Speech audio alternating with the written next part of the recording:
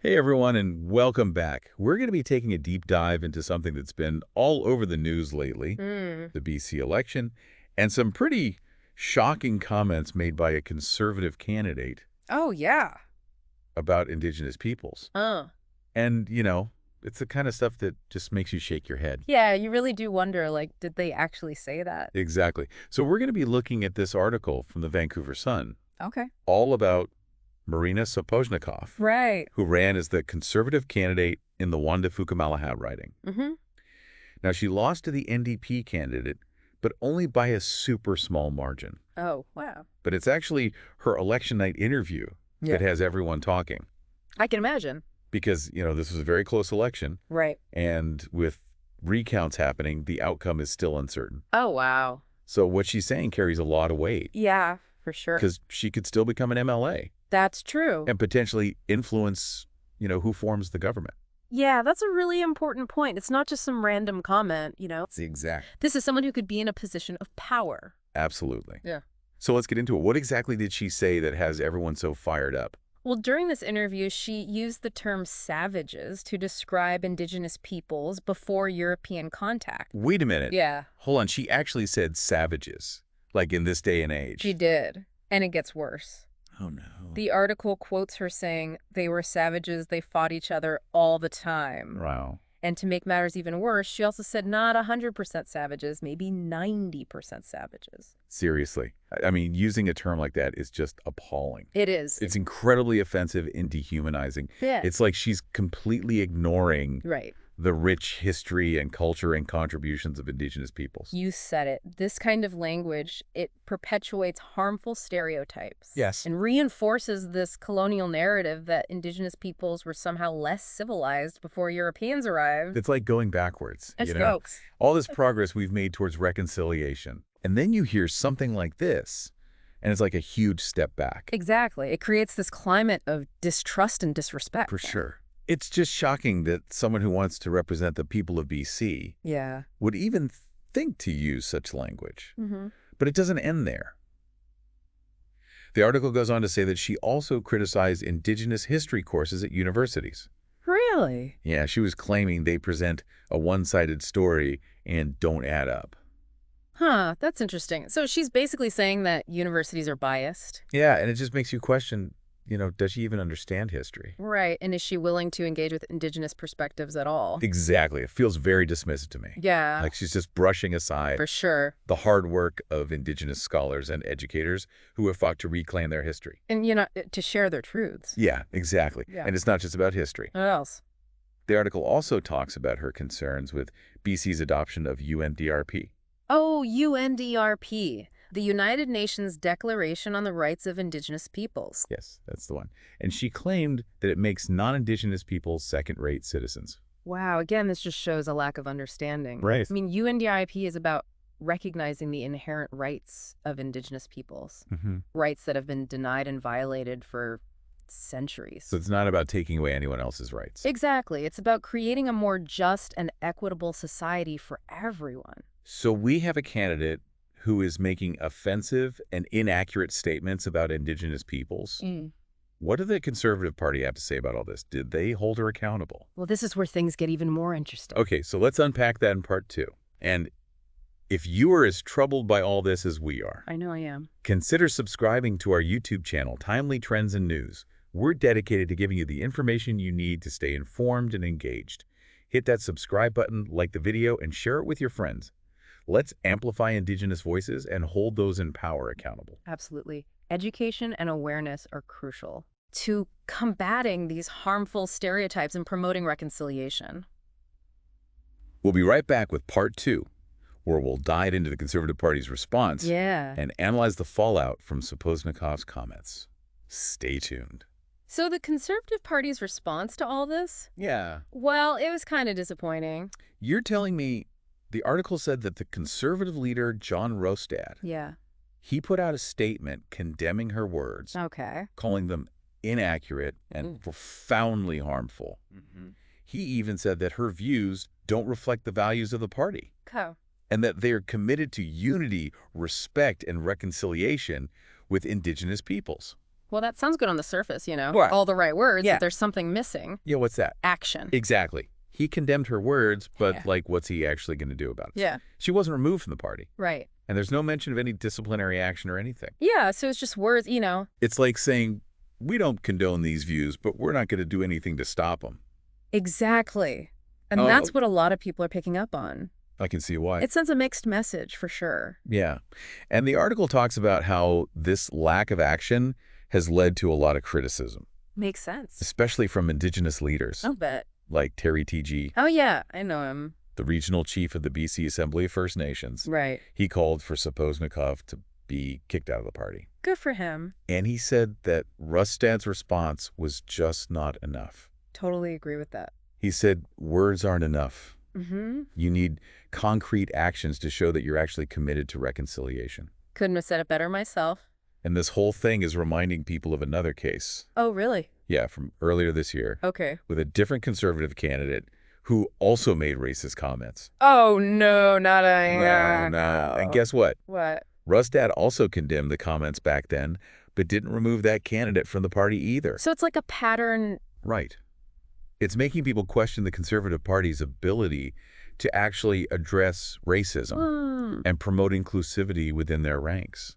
It's like they're trying to have it both ways. How so? Appeal to a wider base of voters, Right. but maybe alienate those who care about diversity and inclusion. Yeah. It's a tough balancing act. Especially these days with reconciliation and social justice being such important issues. It's a defining moment for the Conservative Party for sure. It is. I mean, this close election and the recount still going on, Yeah, how they handle this will be under a microscope definitely. and could really affect their image and their future. No doubt. It could shape the political landscape in BC and even beyond. But beyond the politics of it all, Right. we can't forget about the real impact this has on Indigenous communities. Absolutely. Using that kind of language. Yeah. It's not just offensive, it's harmful. It perpetuates those dangerous stereotypes Right. and reinforces those colonial narratives. And contributes to discrimination and prejudice. It's not just about one word either. No. Her statements about Indigenous history Yeah. and dismissing UNDRP Mhm. and just her generalizations about Indigenous peoples. It points to a deeper bias Right. and a lack of understanding that needs to be addressed. Yeah. The article mentions how other political leaders reacted too, I'd be interested to hear that. like the NDP MLA-elect Ravi Parmar, Okay. who won in the riding right next to Sapoznikov. Oh, so close by. He called her comments racist and abhorrent Strong words. and demanded she be removed from the party. Oh, he's not holding back. And then Green Party leader Sonia Firstow. Okay. She also criticized Rustad's response, Makes sense. saying it wasn't enough. Right. And she pointed to a disturbing trend of normalizing problematic statements in politics. Yeah, it's like people are becoming desensitized to this kind of stuff. Exactly. And that's dangerous because it creates a climate where bigotry and prejudice become acceptable. Absolutely. And it makes it harder to address these issues. This article goes on to talk about how her comments are part of a bigger pattern within the Conservative Party. Oh, really? Yeah, it seems like her views, while offensive, aren't an isolated incident.